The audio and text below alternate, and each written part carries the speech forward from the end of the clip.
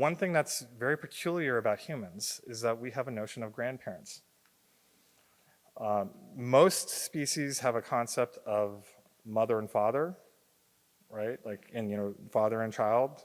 They can recognize their parents that way, or their offspring, with the exception of possibly orcas and maybe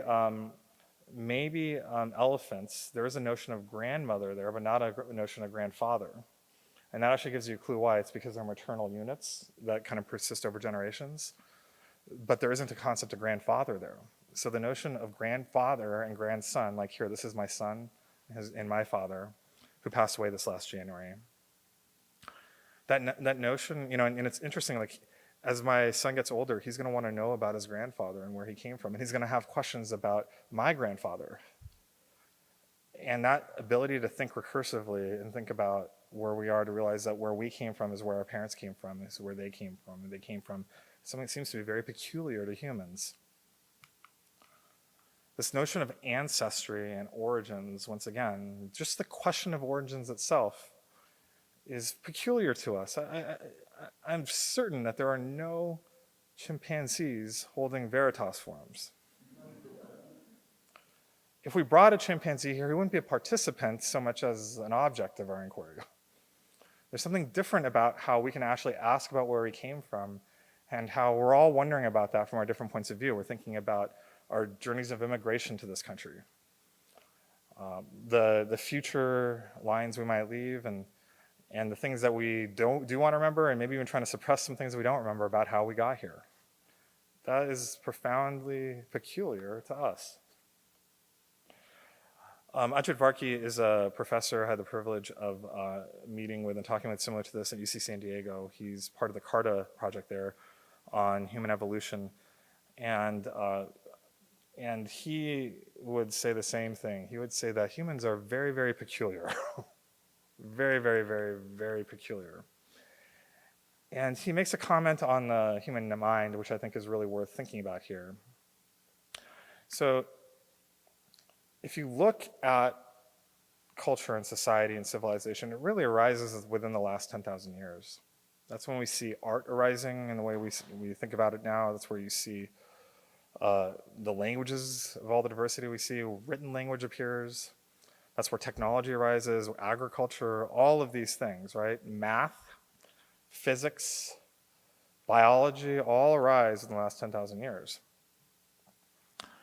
But that's not enough time to make sense from a genetic point of view.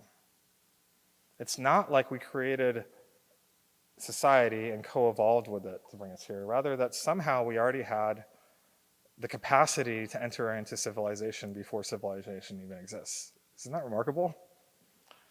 And we can ask the question, if we go back 50,000 years ago, the people who were genetically there, and if we brought them forward in time and we raised them in the same way we raised, Nim Chimpsky amongst us as one of us, and we came back, in 25 years, what would they be like? Well, we know in a way what would happen. They'd be just like you. There'd be no difference. Somehow there's something that arises in the human mind, at least, 14,000 years ago, if not 50,000 years ago, or maybe even 200,000 years ago. And some people would even wonder if it was 2 million years ago. That allows us all to enter into civilization in a way that even the smartest of animals really can't.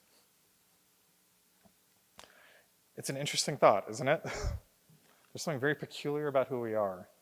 We're all one, to be clear, it's not like there's different species of human out there. We're all one phylogeny. We're all one biological type. And yet here in this split second in time from genetics, we're all here. And it's not actually your genetics that's going to determine whether or not you're going to be successful in society. So we can come back to this question of what does it mean to be human? I would say that I think in science we really find out that we descend from common ancestors with the great apes. I'm happy to explain that more, especially if you're really angry with me right now. At the same time, I would say we also find out that we're more than just apes. Now, exactly how to put our finger on it and say it, I think there's going to be controversy and debate. But I think we are like the great apes. We're continuous with them, but there's also something different that's happened among us. And there's a Christian way of putting this, or a religious way of putting it. I'd say that we're in the image of God, but we're also of the dust of the earth. And you might object to me saying it in those terms, but I do think there's a value in thinking about those things in those ways. On my mind a lot this year is Martin Luther King. Just last week was the 50th anniversary of his assassination. He conceived of what it means to be human in this way, as God-imaged and also fallen, with a sense of something beyond us, but also somehow bound to this world. I've thought about this a lot as a scientist. This is a photo from a cold day in November, just a few hundred yards away from my home, one day after the Stockley verdict was announced. Whoops.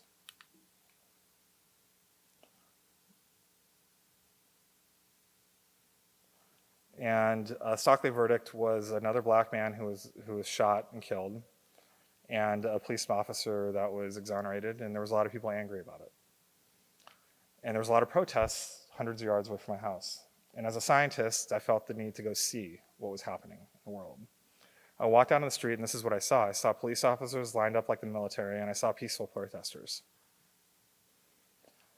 And there's something deeply unsettling about it. I saw a world that was not as it was meant to be. And I'm a scientist, and I realized at that, in that moment, you realize that, science has come to its end. There might be some indirect things to say things about the statistics or whatever of this particular moment from a scientific point of view, but there's something happening here that's beyond science, that's unresolvable with science. And very much as in the middle of a reading group on Martin Luther King, and these words were echoing through my head as I sat out there really helpless as a scientist not knowing what to do. But America, as I look at you from afar, I wonder whether your moral and spiritual progress has been commensurate with your scientific progress. It seems to me that your moral progress lags behind your scientific progress. I think part of what it means to be human is to be engaged in these deep questions too. And yeah, they aren't things that are easily fit into science, but I think there's something that's dehumanized about us when we look away.